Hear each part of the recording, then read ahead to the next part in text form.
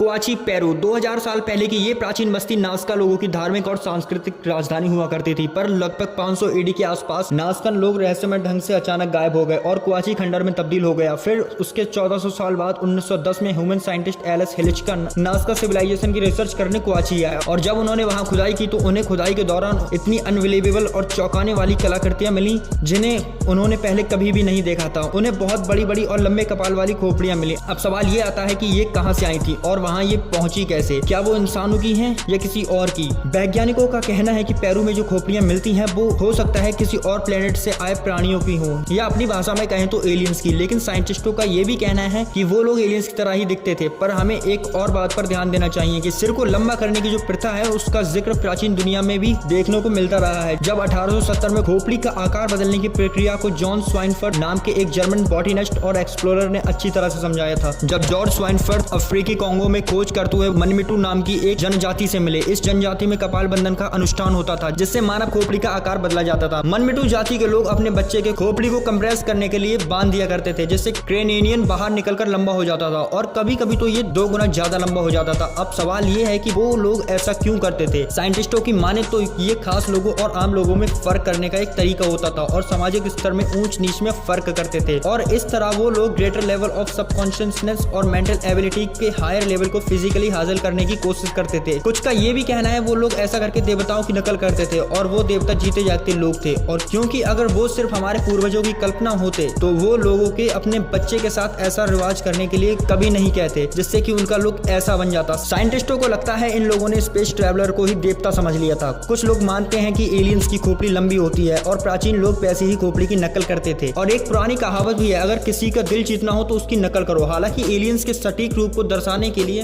कई फोटोज बनाए गए हैं पर उनमें से एक ने लोगों को काफी ज्यादा अट्रैक्ट किया और इस फोटो में भी खोपड़ी का क्रेनियन लंबा है और इस तरह के अंतरिक्ष निवासियों को ग्रेस नाम दिया गया है। अगर बात रूप और आकार की जाए तो हमें एक बहुत ही कॉमन डिस्क्रिप्शन सुनने को मिलता है जो कि है ग्रेस। पर क्या सच में पुराने समय के लोग खोपड़ी को बेकार करके ऐसे रूप की नकल करना चाहते थे जो एक कम बेढंग हो? लेकिन कुछ आर्कियोलॉजिस्ट का नजरिया इन सबसे अलग है। वो इस रिवाज के पीछे का कारण कलात्मक अभिव्यक्ति को मानते हैं। वैसे दुनिया में ऐसे कई लोग हैं जो शरीर की पूजा करते हैं या फिर बॉडी को आर्ट्स की तरह इस्तेमाल करते हैं, चाहे टैटू हो या बॉडी का कोई पार्ट स्पेयर करने की बात हो। और तो और कुछ ट्राइब्स में लोग शरीर के कुछ हिस्सों को बढ़ाने के लिए उसमें कोई चीज डाल देते हैं। हम लोग जानते हैं कि कुछ सोसाइटीज में लोग शरीर के कुछ हिस्सों को यूनिक शेप देने की कोशिश करते हैं जैसे सर और पैरों को बांध देना। कारण चाहे कुछ भी रहा हो, आज ऐसा कुछ भी करना बिल्कुल भी हेल्दी नहीं है। फिर भी कुछ जनजाति के लोग ऐसा करते हैं अपने शरीर को कोई खास रूप देने के लिए। इन रिवाजों के पीछे का कारण चाहे जो भी हो पर ये पेरू और अफ्रीकी कांगो तक सीमित नहीं है। खोपड़ी के आकार बदलने के एग्जाम्पल पूरे वर्ल्ड में देखने को मिलते हैं और रिमोट आइलैंड के लोग या साउथ अमेरिका के या मेल्टा के या अफ्रीका के लोगों का इंडिपेंडेंटली इस तरह के क्रेनियन डिफॉर्मेशन करना अनोखी बात है क्योंकि इस तरह के काम सिर्फ सीख कर ही हो सकते हैं। देखकर तो ऐसा ही लगता है कि उन्हें ये काम किसी ने सिखाया था। इनमें कितनी ज्यादा सिमिलैरिटीज है कि कम से कम एक सिविलाइजेशन या फिर एक तरह का कल्चर पूरी दुनिया को इन्फ्लुएंस कर रहा था। क्या ये पॉसिबल है कि दुनिया भर के अलग अलग समाज एक जैसी घटनाओं से प्रभावित हुए हों और रियलिटी में दूसरे ग्रह से आए जीते जागते प्राणियों की नकल कर रहे हों?